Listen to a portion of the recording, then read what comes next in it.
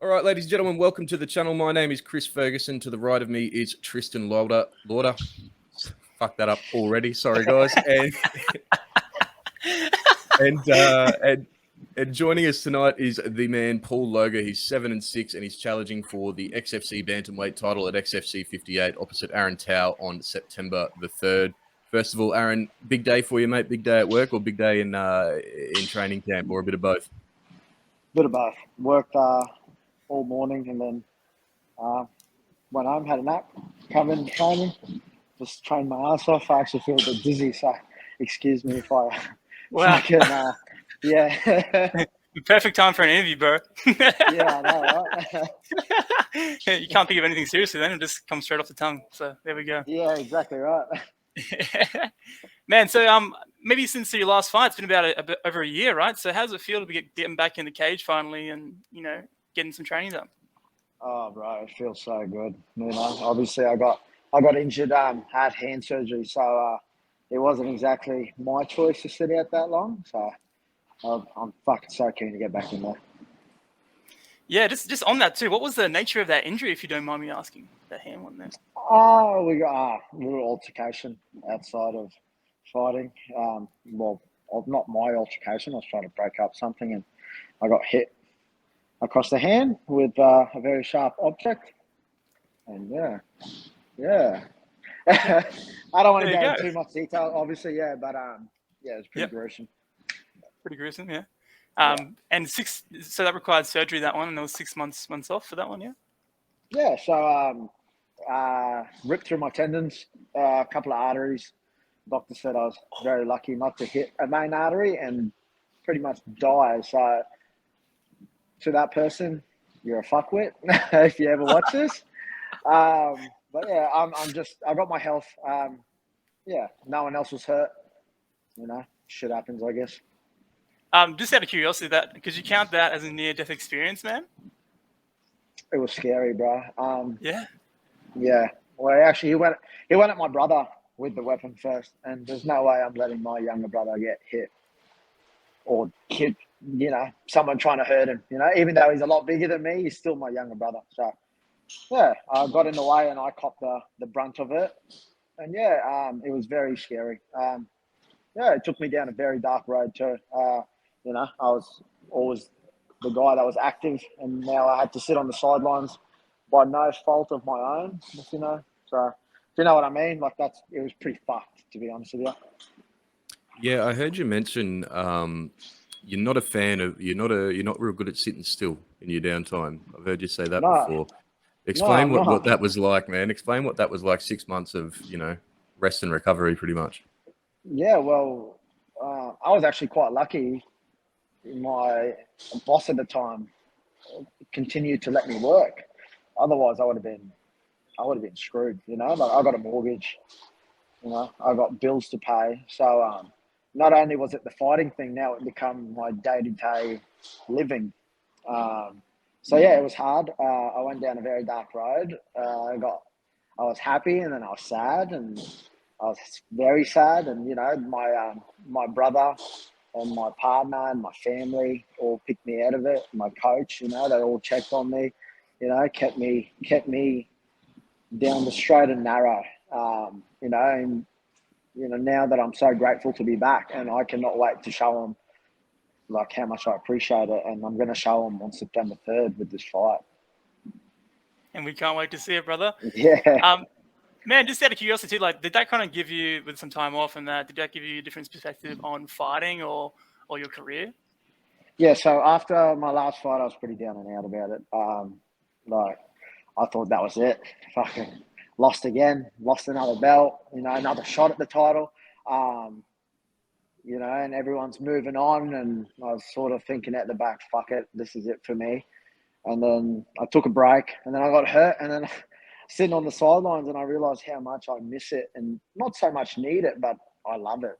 I love the competition, the training, being around my teammates, So it makes me more grateful to be able to do what I love. And what did you manage to get much training in at all? Like any sort of not using that hand, obviously still at the gym, Yeah. getting some footwork in, hitting with the other hand. Yep. So as soon as it happened, everyone was a bit shocked. I told my movement therapist, shout out to Jason for MP Therapies. He wrapped me up a program strictly to do with legs and my left hand. And he kept me active, and I'd come in, I'd help coach as well. Well, not so much coach, mainly talk shit to the boys and tell them they're doing shit wrong. That is coaching. That is coaching, mate, isn't it? Yeah, and so I kept moving. But it's not the same when you're so used to being like in the gym training hard all the time, and all of a sudden you're sitting on your ass and like you can only do so much. Yeah, it definitely took its toll on me mentally, not physically. Yeah, it's funny when you have injuries like that too. I think a couple of years ago I broke my foot and I couldn't walk, and just simple shit became real hard, man. I'll be like trying to squat down on the toilet and stuff, and one-legged, and just everything becomes way more difficult. It's hard to deal with that, eh? Yeah, bro. Yeah, it's you don't realize how much you need something till it's gone. Yeah, naturally. Yeah. Yeah, cool, man. So look, back at bantamweight again, right? So you kind of bounce between Yep. bantamweight and flyweight throughout your career, man. And just Yep. where do you find you're most happy, bro? I've actually spent most of my pro career at flyweight. I've had some catchweight fights. I think one of them was like 60 point something. It's pretty much bantamweight. That was a while ago. So, but now flyweight has got to the point where it's too hard to make. Like even with my dietitian, Geordie Sullivan, like it's still becoming a struggle. My last weight cut was not a good weight cut. It was like did everything right, yet the weight still didn't want to come off. And we struggled throughout the whole cut. It took a very long time to get down to weight, but one thing you control is making weight and showing up on time and ready to fight. And there was no way I was going to miss weight. So we made weight, but I did not feel good at all, for probably a good 8 hours after that weight cut. And obviously once the adrenaline kicks in for the fight and whatnot, you sort of forget about it all. But then about 2 weeks after the fight, it felt like someone punched me in the kidneys. Like it was not, and we've had that conversation and we decided it's time to move up. So that time off, 6 months off with the hand injury actually helped me build strength, even though I couldn't use my right hand for a long time. But, Jason sort of got me working on my legs, working on my explosiveness. So it sort of panned out all right, I guess. Like I was able to chuck on a bit of muscle and, yeah, here we are. I'm not going to be undersized at bantamweight, that's for sure. You mentioned just before the loss to Stephen Erceg last time out. That was a tough night at the office. It was a quick night out all around. What can you take away from such a fast loss like that? To be more patient. I don't know if you guys watched the fight or not, but we broke away from the cage, and I wasn't patient, and I swung wildly, and you can't do it with the top level guys. So they will take their chance and they'll seize it. So yeah, that's just to be more patient. Yeah, it seemed like in that fight you were getting the better of the beginning exchanges, and I guess maybe that kind of gave you a bit more confidence, and you kind of just went, yeah. To be honest with you, we sort of broke away and we were looking at each other, and I was like, "Fuck, I'm bored. I like." I like to fight, and like with guys like him, they're methodical. They like to sit back and they'll see what you do, and and they'll counter you. Whereas he's just a bad matchup for me, really. I literally in that split second, I thought to myself, "Fuck, this is boring. Let's do something." And fuck, I got caught, And sometimes that do or die attitude sort of gets me in trouble. Just on that too, obviously, September 3rd, is that the same kind of attitude we can expect from you coming in that cage, or are you taking a different approach this time? Oh, bro, it's always do or die with me. I can tell you I'm going to be fucking real tactical and technical, but I'm going to go out there. We're going to meet in the middle. We're going to throw down. I'm going to give my coaches a heart attack. The fight probably will not go the distance, so do not look away. And I don't know, I've sort of come to terms, me or him, and fuck it. Whatever. Like, it does not bother me one bit. Like, I'm very confident in my abilities, though. So Yeah, I was going to say so you and Aaron are obviously you've spent a little bit of time together. We yeah, spoke to him. He'd considered you a friend. I'm not sure how you yeah, consider him, but yeah. when you're standing across from someone that you consider a mate, does your mindset change at all when you go in the ring, or is it the same as any other No, fight? it's the same as any other fight. Like I do consider him. He's one of the bros. I like him. I like him a lot. I like the way he does things, the way he carries himself. Even when I train with him, he's a hard man. But hell, I try and punch holes in my sparring partners. So I'm just getting paid this time. So, it is absolutely no difference to me.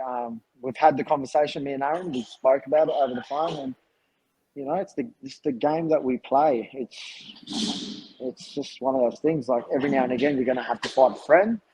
Doesn't mean we hate each other. Afterwards, we're probably going to have a beer and chill out.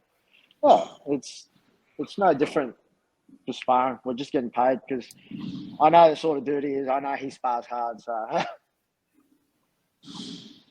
Yeah, just on that, man. I guess we got to ask too. Can you give us a fight prediction, or what do you reckon? mate, this fight's going to be exciting. That's all I can say. Wherever it goes, I'm well rounded. I'm comfortable everywhere. Wherever it goes, it goes. But it's not going to be two guys staring at each other, fucking trying to play pitter patter bullshit. I guarantee you we'll both be trying to hurt each other, even though we're friends. But hey, why have enemies when you can have friends like that, right? That's it. That's it. Man, so you've really faced some of Australia's best talent when it comes to obviously MMA fighters, and now obviously New Zealand's best talent as well. Steve Erceg, Shannon Ross, and now Aaron. So just looking back, man, I'm just wondering, is there anything you would have done maybe differently in your career or anything like that? Some of the early fights were a bit too soon for me. Like I think in my third or fourth fight, I was fighting Timmy Moore, and he was ranked number one in the country at the time. And like that's a big step up from the fourth fight, and he's had like 20 something fights. But that's the sort of my career's always taken that path. My coach comes to me with someone, and it's I've never said no. I can honestly say I've never said no. And that's just the way it is. I love to compete. It's never been so much about the money or getting your name out there or getting that fucking cool post up on Insta so everyone can like it. I genuinely like to compete. I like to fight, and it's just the way I've always been. Like, I like to go out there, test my mettle against someone else. Definitely, it comes across, mate. It comes across. So that's a big box to be ticked. Yeah. Speaking of some of the lads that you face, obviously Shannon Ross is on the resume as well. He had an absolute belter of a fight on the Contender Series recently. Yeah. Well, I thought so. Anyway, I'm keen to get your take on his performance there. If you got a chance to see it at all. Yeah. Actually, I actually went and sat in the truck and watched it. Ex-opponent, obviously, but we're all chasing the same thing, right? So I'll always support old opponents or new opponents. I'll always support their career before or after the fight. I'm super stoked for him. He's as tough as they come, obviously. Me and him had a barn burner of a fight, and he smashed my nose into smithereens. And I was so happy to see him actually do well. And obviously the story that came out afterwards with his burst appendix, that's, it's just the sort of dude he is. His dad of 4, full-time job, and he's fucking out there chasing his dreams. You can't hate on that. Couldn't happen to a better bloke. Exactly right, mate. With the flyweights, it's a pretty small scene in Australia for flyweights and even bantamweights to some degree. I suppose you'd kind of have some sort of relationship with most of the guys in the Australian scene to some degree, wouldn't you? In your weight class. Yeah, as you come up, you'll keep in touch, even though it's through message or fucking Facebook, Instagram, whatever. You see each other at shows, like, especially as the older you get, you're always cornering younger boys, and those boys are always cornering their younger boys. So you're always there, you always cross paths. It's nothing hostile ever, I don't think there's real beef between any of the flyweights or bantamweights, really. Like, there's no need to either. Like, end of the day, once you sign the dotted line, then you can start hating each other if you want. But you're gonna fight anyway, so I don't see what the point in hating each other and fucking wasting your energy. Yeah, it's kind of funny, hey, in the Australian MMA scene, there's not a whole lot of beef, you know? I think it's kind of ingrained in our culture maybe, but as compared to the Americans where they're a bit more, a bit more lippy with their trash talk and stuff, hey? Yeah, they like the media. Americans like attention.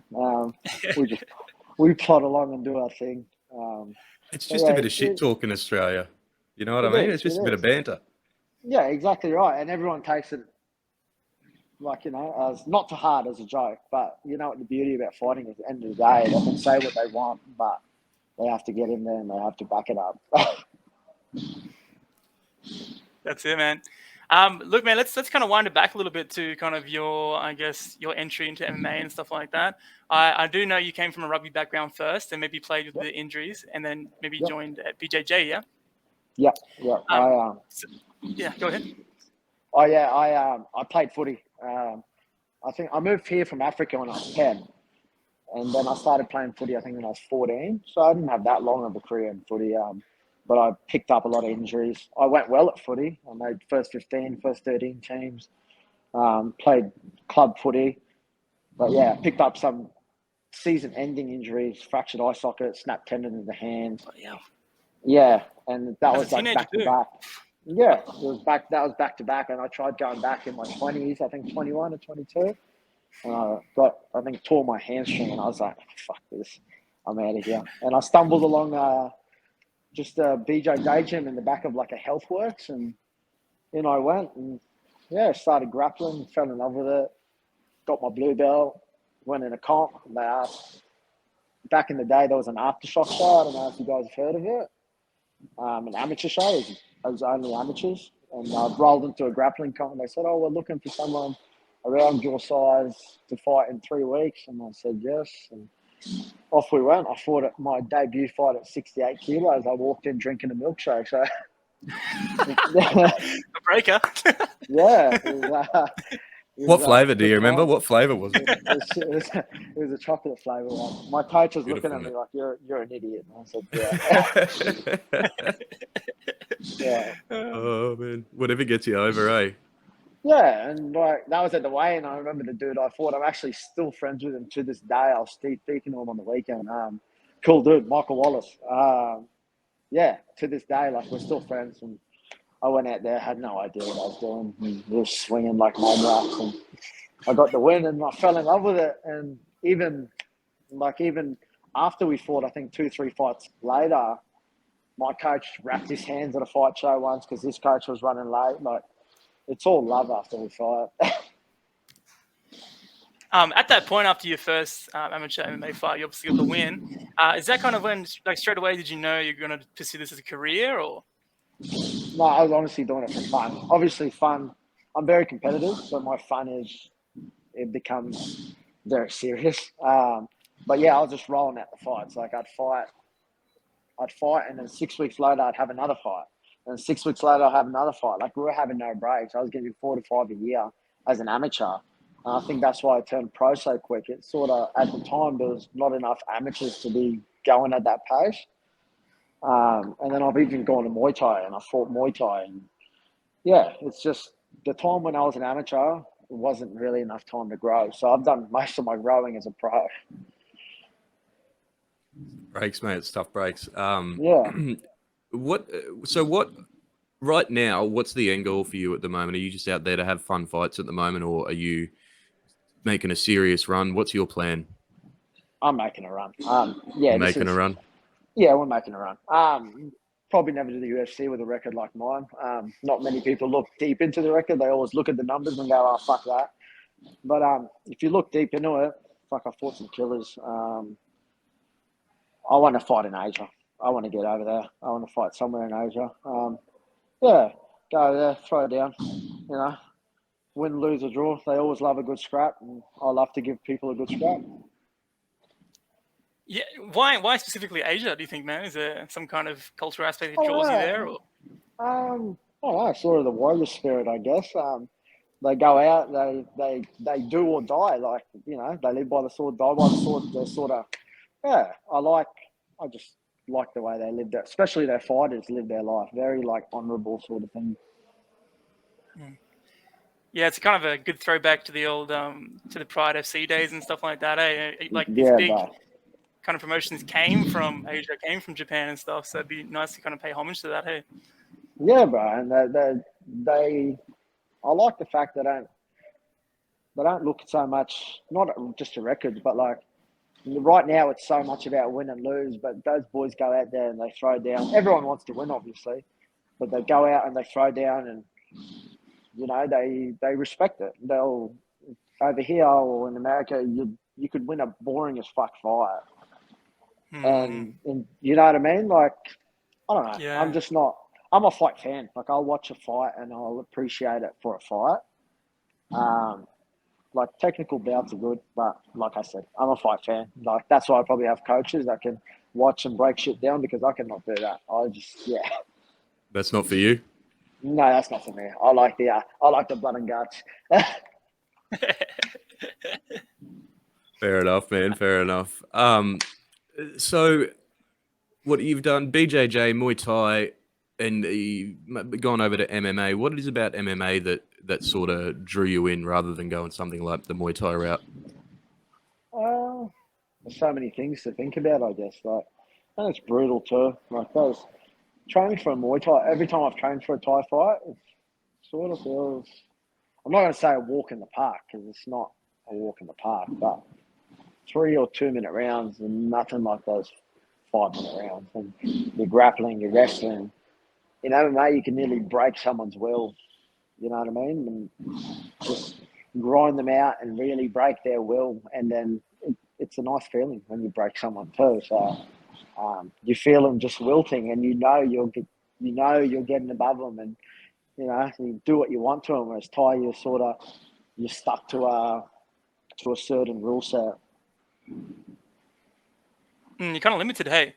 So, like, I guess Yeah. in that sense, is there in an MMA fight, would there be a favorite way for you to win, like via some kind of crazy submission or some kind of flash knockout, or what do you reckon?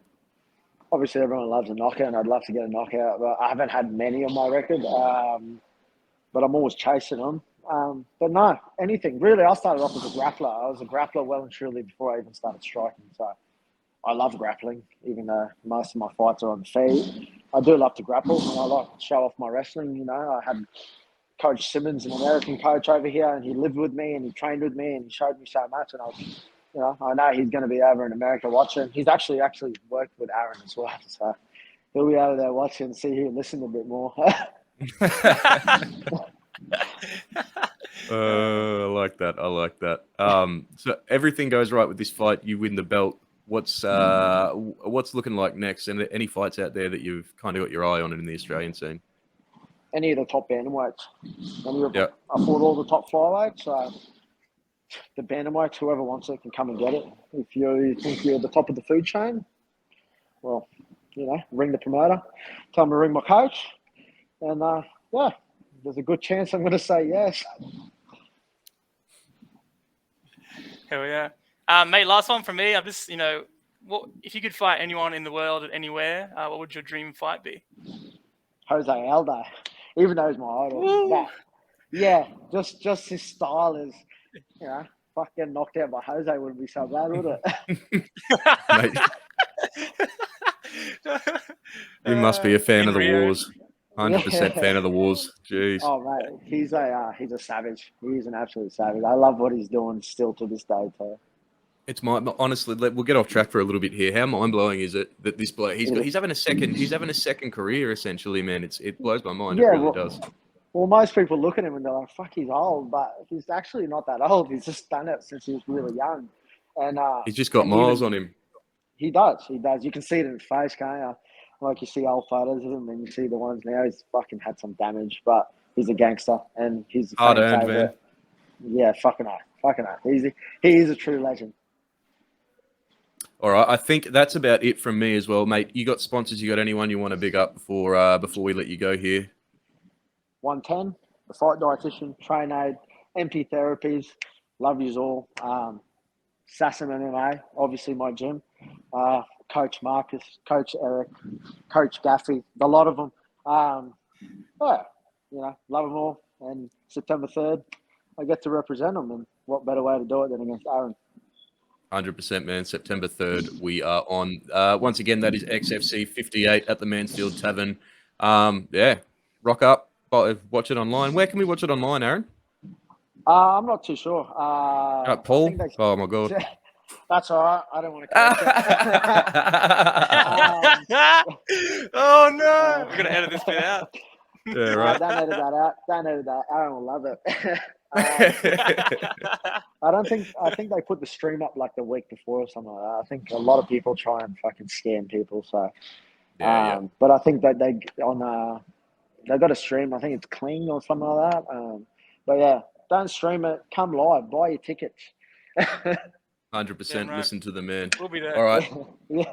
Paul, you're an absolute legend, mate. Appreciate your time tonight. And yeah, best of luck for the rest of the training camp until September. Anytime. Thank you, mate. Thanks for having me. Speak again Thanks, soon, brother. eh? See you, mate. Cheers, mate.